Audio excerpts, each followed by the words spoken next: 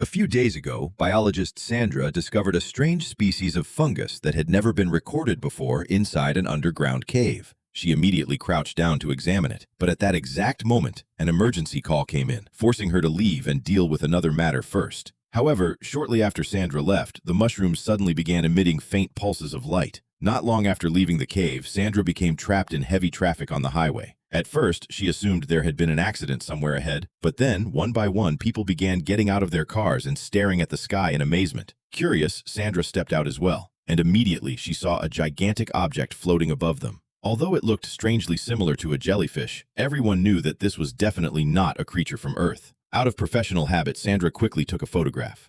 Soon afterward, the gigantic object attracted widespread media attention and sent countless people into panic. As Prime Minister, she immediately understood how serious the situation was and summoned every cabinet member to an emergency meeting to discuss how they should deal with this extraterrestrial visitor. Among them, the hawkish faction proposed using missiles to shoot down the unidentified object, but most people believed they should wait and observe first. Acting recklessly without understanding the situation could only create unnecessary problems. Most importantly, there had been no casualties so far, which suggested that perhaps this alien visitor did not actually have hostile intentions. While the cabinet members were still deadlocked, heavy rain suddenly began falling outside. A woman collapsed to the ground shortly after being exposed to the rain. Her entire body began trembling uncontrollably.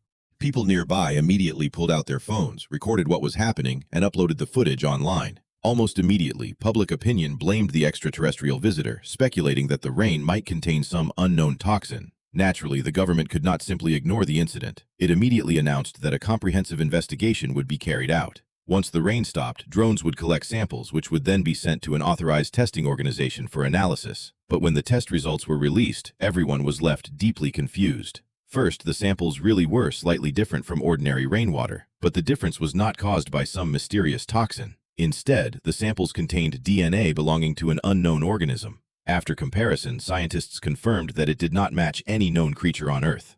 Second, while collecting the samples, the drones discovered that the surface temperature of the gigantic object remained constant and showed clear signs of life. When the two sets of data were combined, the truth became terrifyingly clear. The gigantic object was actually a living monster. Everyone in the meeting was frightened, because if this enormous creature suddenly became angry, the entire city could be flattened within moments. Everyone therefore turned to discussing how they could control this alien monster. Just then, the Prime Minister's secretary entered and announced that the woman who had been exposed to the rain in the earlier video had just died. At that point, the public completely erupted. People insisted that the woman had been killed by the alien creature and demanded that the government provide an explanation. At the same time, Sandra was dragged into the storm of public opinion as well. Worried that remaining in the city would put her in danger, she moved with her boyfriend David to a house far away from the urban area. While looking through an album of photographs on her phone, Sandra suddenly noticed the mysterious mushrooms she had discovered earlier. Their structure and patterns looked remarkably similar to the gigantic object in the sky. As an experienced biologist, Sandra had a vague feeling that there was some kind of connection between the two. She immediately left the house, intending to take a clearer photograph so she could confirm her suspicion. At that exact moment, the monster in the sky suddenly began emitting faint pulses of light. People gradually looked upward, unable to understand what the strange phenomenon meant. The next morning, Sandra left home early and deliberately drove back toward the underground cave she had visited before. Unfortunately, many roads had been blocked because of the monster's appearance. No one was allowed to pass, and Sandra was stopped by the officers stationed at the checkpoint. Fortunately, she had prepared in advance. Sandra lied that she suffered from asthma and had accidentally left her medicine at home. She claimed that she only wanted to go back and retrieve it. As she spoke, she showed them a photograph of her prescription on her phone. Seeing the prescription, the officers finally allowed Sandra through. Before long, she had returned to the underground cave once again. But the moment she entered, she was shocked to discover that the mushrooms were glowing red, looking almost exactly like the gigantic monster in the sky. Even more strangely, they were forming a message.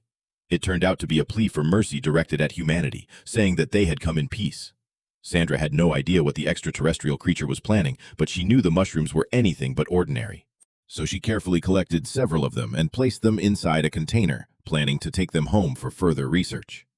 Meanwhile, back at the government building, cabinet members were under enormous public pressure and were forced to announce that they would take military action against the alien creature.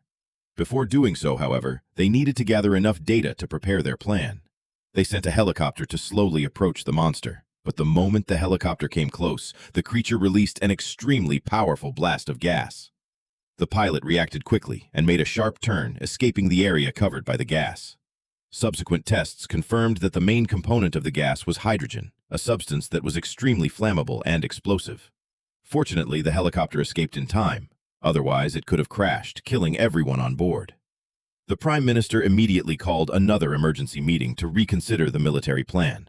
Originally, they had intended to act slowly and cautiously, but the current situation no longer allowed them to do so. According to the experts' calculations, if the hydrogen gas fell uncontrollably toward the ground and caught fire, the resulting explosion could send the entire city into the sky. Meanwhile, Sandra carefully cut open one of the mushrooms and discovered a clear, thick blue liquid flowing from inside. Having worked in this field for many years, Sandra had never encountered anything like it. She searched the fungal database but found no matching information. To determine what the liquid was made of, she collected a small sample and took it to a biochemical laboratory she worked with. But when Sandra arrived, she was stunned to discover that the entire facility had been evacuated because of the alien creature. The place was deserted and completely empty. Apart from a guard dog, the entire laboratory was silent. But Sandra refused to give up. The guard dog quickly ran toward her. It seemed unusually interested in the mysterious mushroom and kept sniffing around it. When Sandra approached the entrance, she realized she had no key, so she had no choice but to break the glass window and climb inside. Once inside the laboratory, she used a dropper to collect a small amount of liquid from the sample. She placed it into the detection port of the biochemical analyzer and pressed the start button, silently waiting for the result. Not long afterward, the analyzer displayed its conclusion. Sandra was completely stunned when she saw it. The result showed that the main component of the liquid was hydrogen. This meant that if the military actually launched an attack, they could trigger an unimaginable explosion. Sandra hurried back toward her car, intending to inform the relevant officials, but as she climbed out through the broken window, she was horrified to discover that her vehicle had been immobilized. With no other choice, she borrowed a nearby motorcycle and raced toward the city center. Soon she arrived outside the government building, but the entire area had already been sealed off. Guards stopped anyone who tried to approach, while a large number of reporters had gathered there, hoping that a senior official would come outside and give an interview. Sandra struggled through the crowd. Just then, she spotted a senior government official leaving the building nearby. It was Civil Defense Minister Elias.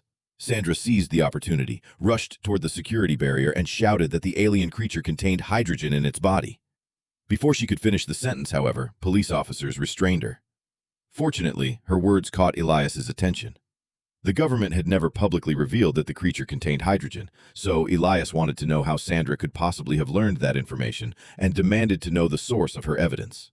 Sandra then revealed everything. She pulled out her phone and showed Elias photographs of the mushrooms along with the laboratory test report. Sandra explained in detail how she had discovered the mushrooms and the message they had formed. Elias took the photographs and hurried away to investigate. Meanwhile, the Prime Minister tried to persuade him to suspend the military operation first, because perhaps there was still a better way to resolve the situation. However, she believed the order had already been issued. If Elias and the others could not provide convincing evidence and were relying only on unproven speculation, changing the order would surely make the situation even worse. Therefore, if they wanted to stop her, they had only 1 hour to produce convincing results. The Prime Minister then gave Elias an encrypted phone number and instructed him to call it immediately if they discovered anything.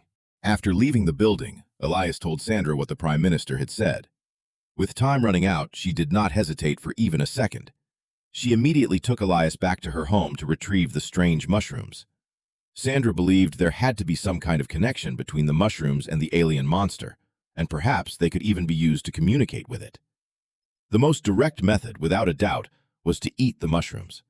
But the method was extremely dangerous. If her theory was wrong, whoever ate one could die on the spot. After hearing this, Elias accepted the risk without hesitation. It turned out that he had been diagnosed with liver cancer long ago and had only a few months left to live. If he could use the final days of his life to find a solution to a crisis threatening humanity, he considered it completely worthwhile. Even if he died the very next second, he was willing to take the chance. He immediately picked up a piece of mushroom and put it into his mouth. Almost instantly, Elias felt the sofa beneath him become strangely soft. It seemed to swallow him slowly, like sinking into a bottomless pit. After a moment of dizziness, he suddenly felt completely conscious again. But the surroundings had changed entirely. He was standing inside an abandoned house, with a broken mirror leaning against the wall. Hanging from its frame was a medal, Elias recognized it immediately. It was a medal from his childhood. He put it around his neck. Just then, he heard a strange sound coming from behind him. Somehow, a toy had appeared on a pile of sand. It was the birthday present his father had given him when he was a child. Elias carefully approached and listened. The sound from the toy repeated over and over, "We come in peace." Before Elias could ask anything else, the surroundings began flickering. The next second, he was suddenly back in reality. He could not shake the suspicion that the voice coming from the toy was actually the consciousness of the monster. So he ate another piece of mushroom and returned to the hallucination to communicate with it. This time, he appeared on a highway beside a deep hole, with the silhouette of the toy sitting at the bottom. Just then, Sandra's voice echoed in his ears, telling him to ask the alien creature to move its body somewhere else.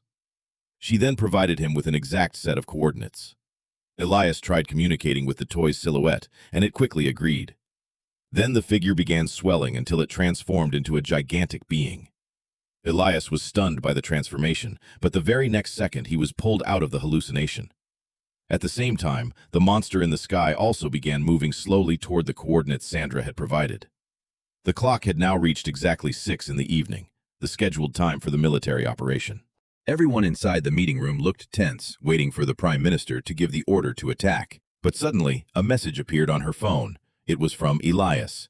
Once she realized that the two of them had actually managed to communicate with the alien creature, the Prime Minister immediately ordered the military operation to be cancelled. Under the watchful eyes of countless people, the monster left the city and traveled toward a remote area surrounded by mountains. Then, suddenly, it laid an enormous egg that emitted a mysterious glow.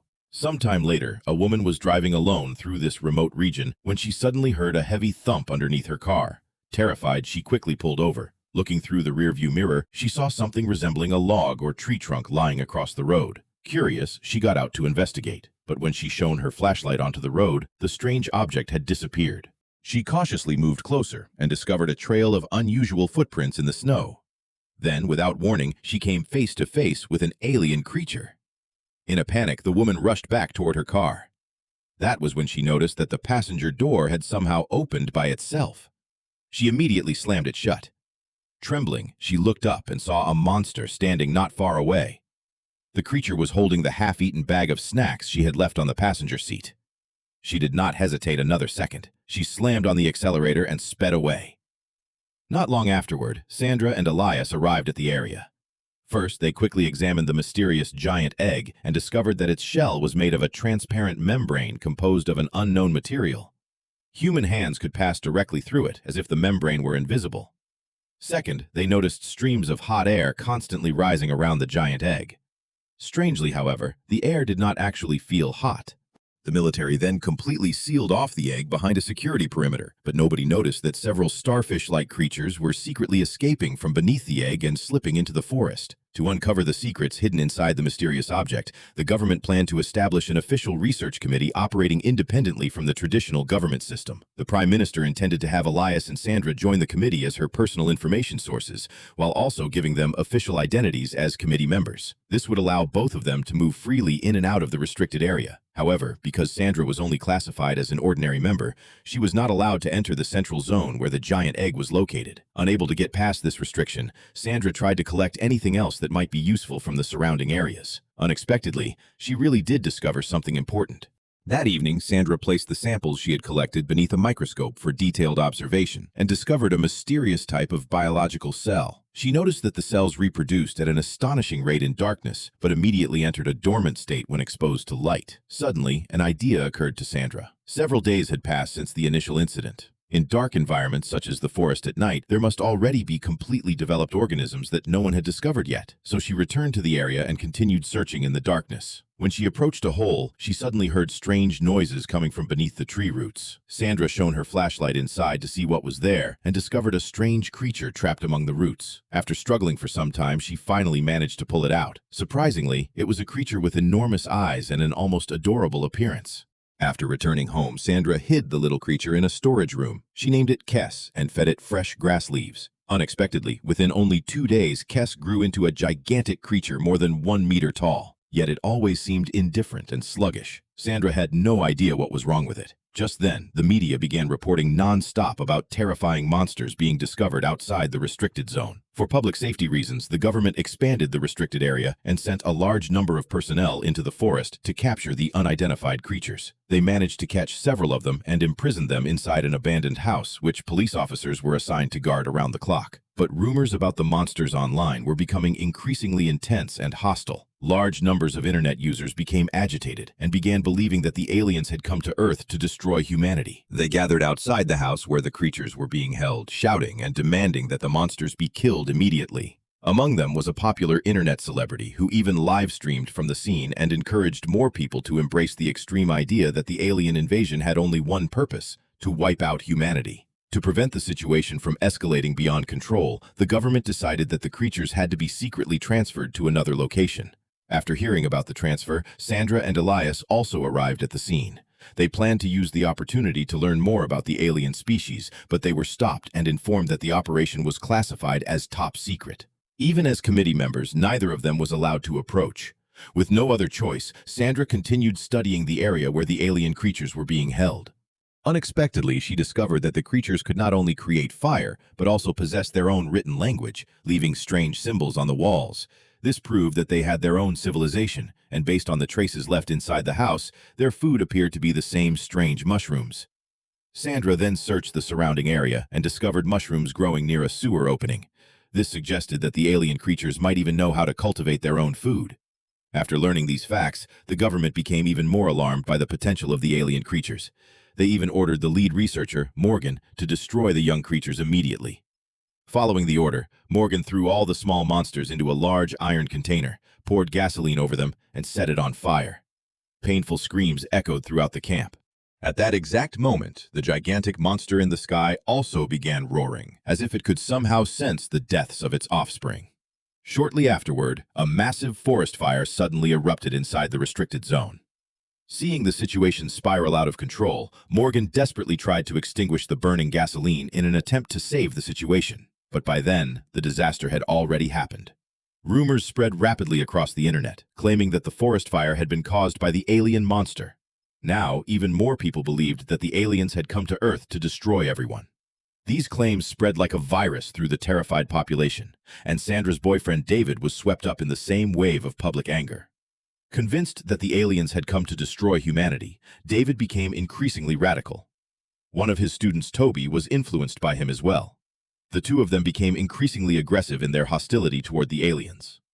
Ironically, Toby was actually Elias's son. The two then used their positions to carry out retaliatory actions against the aliens. But Sandra and Elias had no idea what was happening. In order to better understand the gigantic monster and hopefully prevent a larger conflict, they decided to eat the mushrooms once again. But this time, after Elias ate one, he did not see a coherent hallucination. Instead, he was confronted by a chaotic mass of shifting colors. It looked exactly like the kind of hallucination caused by eating an ordinary poisonous mushroom. A few seconds later, Elias was forced out of the vision in extreme discomfort. He could not understand why this had happened. After hearing his description, Sandra said that this was exactly what she had been thinking about. Elias then remembered that during his earlier vision, Sandra's voice had called his name and provided precise latitude and longitude coordinates. So he asked Sandra how exactly she had known about that location. Sandra was confused. Although she had often traveled through the area while she was at university, she had never known its precise numerical coordinates. This meant the coordinates had not actually come from Sandra. Instead, they were a location chosen by the monster itself and implanted into Elias's mind using Sandra's image. Both of them immediately felt uneasy. If this really was the truth, they had to question whether the monster actually had another hidden intention. Perhaps everything that had happened before, including the message of peace, was merely a disguise designed to gain humanity's trust. They immediately reported the incident and their suspicions to the Prime Minister. Based on the clues they had, they simply could not determine why these alien creatures had come to Earth. Perhaps one careless action could trigger a crisis that would ultimately destroy humanity. But when the Prime Minister considered this possibility, her first reaction was not to discover the aliens' true purpose. Instead, she focused on how she could place all the blame on her political rivals and force them to bear the consequences if something went wrong. She immediately summoned the Deputy Prime Minister and told her everything contained in Elias and Sandra's report, hoping she would offer her own assessment. Being both clever and calculating, the Deputy Prime Minister immediately recognized the Prime Minister's intention and deliberately delayed her answer. Sandra then interrupted and revealed that, in addition to the information she had already provided, she had also accidentally discovered a living creature. The Deputy Prime Minister finally responded. She suggested that Sandra hand the living creature over to Morgan for further research. After hearing about it, Morgan proposed transferring the creature to a laboratory, where the facilities were more complete and the environment would be much safer and easier to control. Sandra quickly agreed, but when she brought Morgan home to retrieve Kay from the storage room, she discovered that it had disappeared. The first person Sandra suspected was David, because apart from a few people, he was the only one who knew that she was hiding a creature in the storage room. In reality, David and Toby had kidnapped Kay and handed it over to an internet celebrity named Jack. Jack had promised them that he would find experts to study the creature and guarantee that both of them would receive answers about the true nature of the monsters. However, as soon as they left, Jack immediately called a wealthy businessman who intended to sell the creature for a huge profit. The two sides quickly agreed on a price. But what Jack did not know was that Elias and the others had already reported Kay's disappearance. The cabinet ordered the entire city to be sealed off, banning vehicles from entering or leaving in order to prevent the creature from being smuggled outside. On top of that, there was another problem worrying the Prime Minister. The Deputy Prime Minister had actually defected and secretly contacted the United States, planning to sell the alien egg to them behind the government's back. The two sides reached an agreement, and the American ambassador repeatedly pressured the Prime Minister. Given the complicated situation, she knew she had to stop the Deputy Prime Minister. But the Deputy Prime Minister had already predicted that the Prime Minister would try to interfere, so she acted first. The pressure from the American ambassador was nothing more than a distraction. In reality, she had already brought the Americans directly to the location of the egg. They intended to forcibly remove it, and once that happened, whether she liked it or not, the Prime Minister would have no choice but to agree. But just then an accident occurred. The moment the egg was lifted from the ground, the iron chains attached to its shell suddenly melted and snapped apart. At the same time, the gigantic creature in the sky seemed to sense the chaos and the threat to its egg. The very next second, the giant egg began emitting an intense light and releasing tremendous heat, forcing everyone nearby to retreat. Moments later, the egg actually melted the ground beneath it and fell into the underground cavern, sinking deep beneath the earth. While the political schemes were collapsing, Sandra remained completely focused on researching the relationship between the mushrooms and the monster. Determined to understand the truth, she tried eating another piece of the strange mushroom. Suddenly, a scene appeared before her eyes. She found herself in a completely white space, with a cradle sitting in the center. Sandra slowly approached the cradle and gently lifted the baby lying inside into her arms. But the baby in her arms was not human. It was the alien creature Kay. The tiny creature reached out its little hand, tightly grasped Sandra's finger, and produced a deep, mysterious sound from its throat. Although Sandra could not understand the language, she could clearly sense that the creature was desperately asking for help. She believed Kay must be facing some kind of deadly danger. Sandra immediately informed her partner Elias about what she had experienced. The two then met with the Prime Minister and told her everything. Concerned, the Prime Minister carefully pulled several pieces of artwork from her daughter's school bag and explained that ever since the monster had appeared, her daughter had been drawing these images unconsciously. Elias and Sandra took the crude drawings and discovered that they depicted an alien creature pleading for help. Even more strangely, both Sandra and Elias appeared in the drawings. Although the images were somewhat abstract, they could still recognize them as exact scenes from their own experiences and hallucinations. But the Prime Minister's daughter had never met either of them and could not possibly have known what they had experienced. For a moment, everyone was filled with suspicion. No one understood what the monster was trying to accomplish by connecting their minds in this way. Elias returned home and decided to eat another mushroom so he could ask the creature directly. When he swallowed a piece of the mushroom, he did not feel the peace and comfort he had experienced before. This time, he was struck by intense pain. Sandra rushed over to comfort him, but his consciousness was already beginning to fade. After some time, Elias finally regained consciousness and found himself back inside the abandoned house from his childhood. He had managed to establish contact again, but when he looked around, there was no sign of the toy silhouette he had seen before. Instead, there was now a table and several presents in front of him. Curious, he opened one of the gifts and discovered the toy silhouette inside.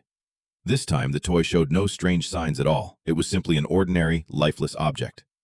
Just as Elias was becoming confused, he noticed another figure sitting on the opposite side of the table. Elias recognized him immediately. It was his father, who had died many years earlier. Even though he knew this was only an illusion, he could not suppress the longing he felt. Yet the figure of his father simply kept repeating the same words, "We come in peace." Only at the very end of their conversation did the figure of his father add one more sentence. They had come to help humanity. The very next second, Elias returned to reality. Breathing heavily, he tried to calm his emotions and reported the conversation to the Prime Minister. She immediately summoned another emergency cabinet meeting. There, Elias wrote down the words his father had spoken in front of all the officials. The officials remained skeptical. So far, the aliens had still not explained what disaster they were facing. Moreover, humanity had no military method capable of seriously harming the monster. Some officials suspected that this was merely a cover designed to lull humanity into a false sense of security, and once humanity lowered its guard, the monster could unleash a fatal attack. The two factions inside the cabinet began arguing fiercely, and even the Prime Minister struggled to make a decision. In the end, she decided to wait and observe the situation first, while allowing the military to continue guarding the area. Not long afterward, Jack was preparing to leave the city with Kay hidden inside his vehicle, but he noticed that the police had established a checkpoint ahead and were carrying out strict inspections. Only then did he finally realize that something was wrong. He immediately turned the car around and drove to a nearby gas station to hide. Jack contacted the buyer and tried to demand more money, claiming that the situation had changed and the risk was now much higher. But the buyer insisted that the price had already been fixed and would not change. He also emphasized that payment would only be made after delivery, and the creature had to be alive. Otherwise, he would not pay a single cent. Furious at being refused, Jack said he would cancel the deal. In that case, Kay would have to be eliminated because it was evidence of his crime. Jack dragged Kay out of the vehicle, pulled out a pistol without hesitation, and prepared to kill it on the spot. But at that exact moment, Kay attacked in self-defense and killed him instantly. Before long, surveillance footage from the gas station spread rapidly across the internet. Sandra was watching the news when she realized that the supposedly violent monster was actually Kay. The footage immediately triggered a huge wave of public outrage. Countless people online demanded that the government completely eliminate the entire group of aliens. Ordinary civilians even formed their own hunting groups armed with sticks, guns, and various other weapons and rushed into the forest to search for Kay. They swore they would avenge Jack. But they could not distinguish between the different alien creatures. As a result, they were willing to kill any creature they encountered without hesitation. After learning what was happening, Sandra and Elias rushed to the scene, desperately trying to stop the violence from spreading even further. But they were ultimately too late.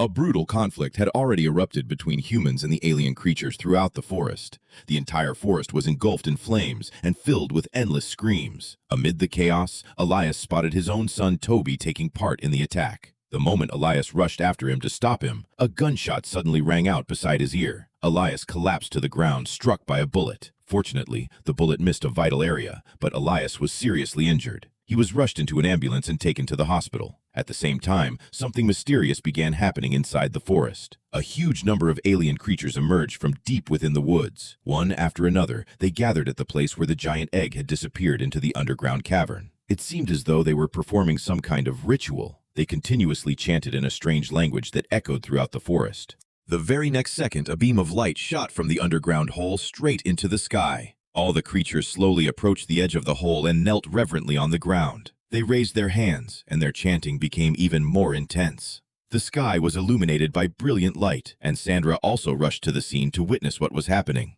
At that exact moment, the gigantic monster in the sky suddenly disappeared, completely dissolving into the light. The alien creatures kneeling on the ground slowly stood up. Then, just as quietly as they had arrived, they turned around and walked away, heading deeper into the forest and completely ignoring the humans. It was as though nothing had ever happened. One figure, noticeably shorter than the others, suddenly stopped and looked back. Sandra immediately recognized it as Kay. She wanted to ask what exactly was happening, but Kay simply stared at her for a moment before using telepathy to deliver one final message.